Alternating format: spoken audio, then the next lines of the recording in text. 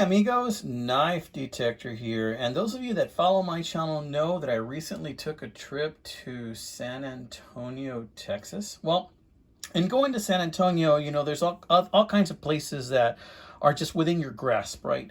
So one of the places we went was Smithville. You know, that's the town where they filmed the movie Hope Floats.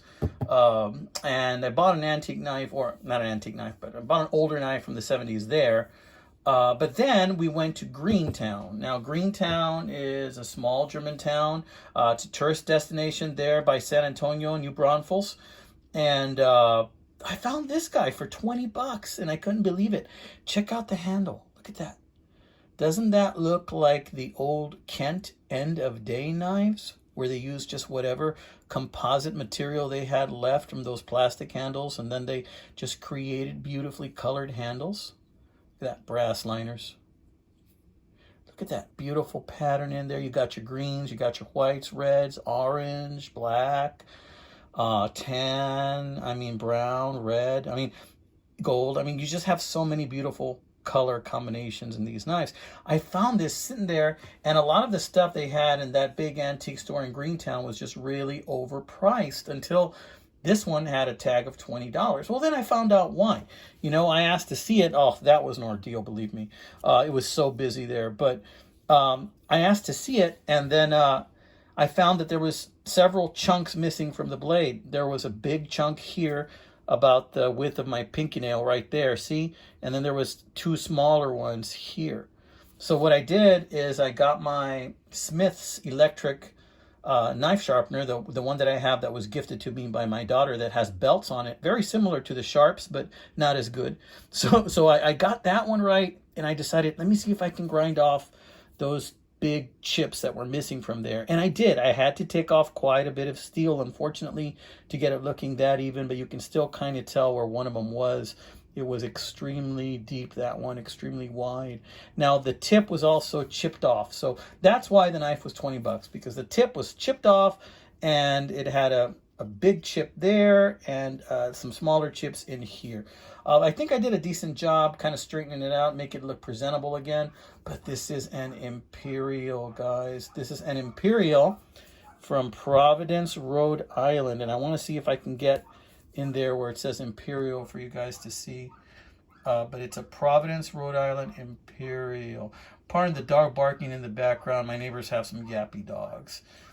Imperial. Now, I date this knife probably from the 1930s or 1940s. If you guys know better, let me know. I have not been able to find this exact knife on the internet what it is, but this is an old Imperial. I found similar ones, but this is an equal end 2-blade. I found ones that are 3 blades that look more like cattleman knives, but this is a 2-blade equal end. And it's got that pin blade too. The pin blade was pretty much pristine and untouched. Look at that, guys. It's just got some oil residue from when I was trying to clean this up, but it is pretty much untouched. Now, I'd say my guess on this would probably be 30s, 40s, because I've seen similar knives from that time that have similar handles, but I'm not 100%. Look at that. There's even some blue in there. Just a beautiful, beautiful knife. Tell me what you think, guys. I'm not sure about the date on this one. I really, really like it. And I think for 20 bucks, I think this is a great deal. This is going to be a nice regular carry for me. This is the kind of knife that you carry discreetly. It's the kind of knife that, you know, when you don't want to carry something big, it's kind of like a gentleman's knife. And it is just lovely. Look at the pattern again. Gosh. Brass liners, this beautiful quality that it has. So yeah, I had to clean this up a little bit. You know, I might still do some more cleaning, but you know how I feel about these knives. You know, they're never going to win a beauty contest. They're never going to go back to the way they were, you know, but we might be able to make it look a little bit more presentable, kind of like us, you know. So I think this is like a celluloid type handle, plastic right here. And I want to say this is 20s, 30s. That would be my guess, but you know, I'm not an expert on these, so if any of you guys know, please let me know what you think they are or how old you think this knife is. It's got the bow tie. That's another reason why I think that this is an older one, because it has the bow tie. But yeah, it has snap. Look at that. When I cleaned it up, I took all kinds of pocket lint out of there, and all this wonderful snap came back. Look at that beautiful handle, my friends. Again, I'm so sorry if you can hear those doggies yapping in the background, but they're there. They're yapping away. They must have seen a cat or something. But in any case, I wanted to show you this beautiful knife. I hope you guys are enjoying your Monday. I hope you guys have a blessed Monday. Be safe out there. Check out my other channels. You know, I have a lot of my viewers comment that, hey, you know, I'm learning a lot about this pattern knife. Well, check out the playlists in my channels. If you wanna see some cool sunfishes that are out there, check out the playlist I have on sunfish and elephant toe knives and equal end knives. This knife is going to be on that playlist too.